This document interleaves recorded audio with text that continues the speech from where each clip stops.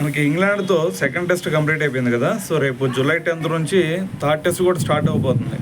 అయితే దీనికి ముందు వాళ్ళ కెప్టెన్ అయిన బెన్ స్టోక్స్ గురించి మైకల్ అథర్టన్ అయితే రియాక్ట్ అవ్వడం జరిగింది. సో అయితే అతను గట్టిగానే రియాక్ట్ అయ్యాడు. అతను అంటుందో ఒకటే, బెన్ స్టోక్స్ ఫామ్ చూస్తే 2 years నుంచి చాలా దారుణంగా డిప్ అయిపోయింది. సో మరి ఇటువంటి దారుణమైన ఫామ్ ఏదైతే ఉందో అది కెప్టెన్సీ మీద కూడా ప్రభావం చూపిస్తూ ఉంది. సో తను ఒకవైపు వన్డేలు, T20లు ఇవన్నీ ఆడకుండా కేవలం టెస్ట్ క్రికెట్ మాత్రం ఆడుతున్నా సరే అతను ఎక్కడా కూడా మ్యాచ్ను ముందుకు తీసుకెళ్తుంది లేదు, ఒక కెప్టెన్గా సమర్థవంతంగా లీడ్ చేస్తుంది కూడా లేదు. సో మరి ఇదే ఫామ్ ఇంకో పక్కన చూసుకుంటే అతను స్పిన్నర్లను ఆడుతున్నా కూడా చాలా దారుణంగా ఫెయిల్ అవుతూ ఉన్నాడు. సో ఈ ఫామ్ చూస్తుంటే ఖచ్చితంగా అతని కెప్టెన్సీకి కూడా రేపు త్వరలోనే మరి ముగింపు పలికే ఛాన్స్ కూడా ఉందని చెప్పేసి అతనైతే మాట్లాడటం జరిగింది. సో ఇంకో పక్కన చూసుకుంటే శుభ్మన్ గిల్, అతను ఫస్ట్ టెస్ట్లోనే కెప్టెన్గా చేస్తున్నా సరే అతను ఒక కెప్టెన్గా అలాగే బ్యాట్స్మెన్గా సో చాలా మంచిగా పర్ఫామ్ చేస్తున్నాడు అని చెప్పేసి.